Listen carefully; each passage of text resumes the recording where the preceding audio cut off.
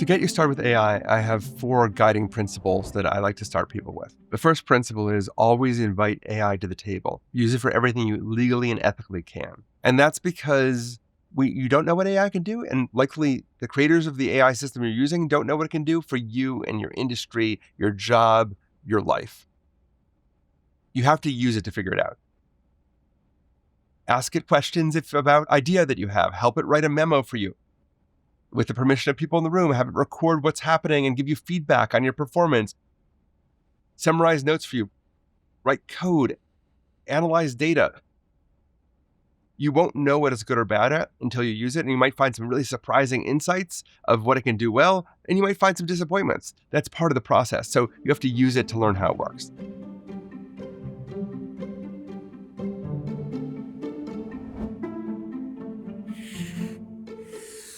My second principle is to be the human in the loop. And this is an idea from control systems that you should always have a human involved in final decision making. And I think that's important. We have to decide where humans fit in decision making when we start letting AI do things. But it's also a deeply personal principle because AI actually does a lot of tasks quite well. And there's a good chance that some of the tasks you do for your job, the AI might already do better than you. Part of what you want to think about is, what tasks do I actually want to do? A lot of times what you want to do is actually focus on what makes you human, what human tasks you like the best, and think about, how do I give the stuff I don't want to do to the AI to help me with? How do I get support from the AI rather than thinking about it as a potential replacement or as a competitor?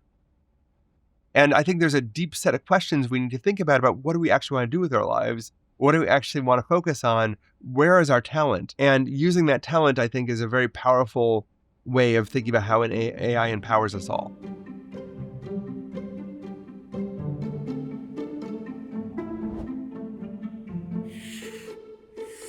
My third principle is to treat AI like a person and tell it what kind of person it is. Talk to it like an employee, like an intern, and you'll get a large part of the way there. And on top of that, tell it what kind of person it is. So AI works better with context. Give it a context by telling it you are an expert marketer. You are a lesson plan designer. And that gives the AI context to understand what kind of questions you're asking and how. The danger of treating the AI like a person is you're committing the cardinal sin of AI researchers, which is to pretend that a computer is a human. And there's a lot of reasons you don't want to pretend a computer is a human. It's not a human. It doesn't think like a human. You might start to become more persuaded by it. You might become blind to its biases. You might think it's more capable than it is. AI kind of works a little bit like a psychic. It's really good at figuring out what you want to hear from it and then telling you what you want to hear. And so it's very easy to lose track of that if you start treating it like a human being. Use it like a human, but also always keep in the back of your mind, I'm talking to a machine. There's no mind behind this. There's no emotion or personality.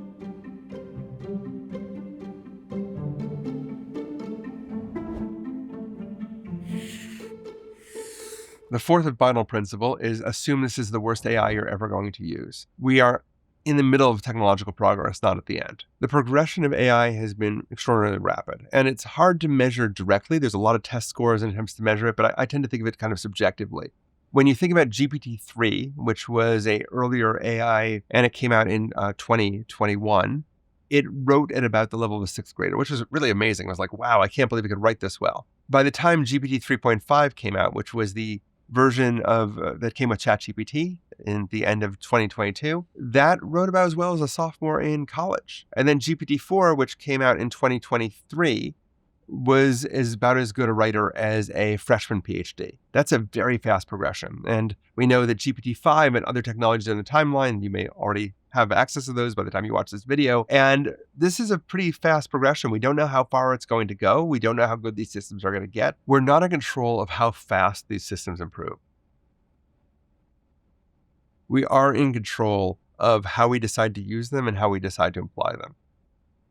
As managers and leaders, you get to make these choices about how to deploy these systems to increase human flourishing rather than necessarily replacing people or watching them more closely.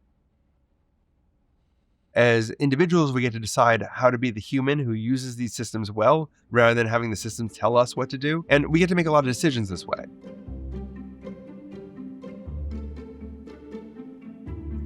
To watch the full class, become a member at bigthink.com/membership.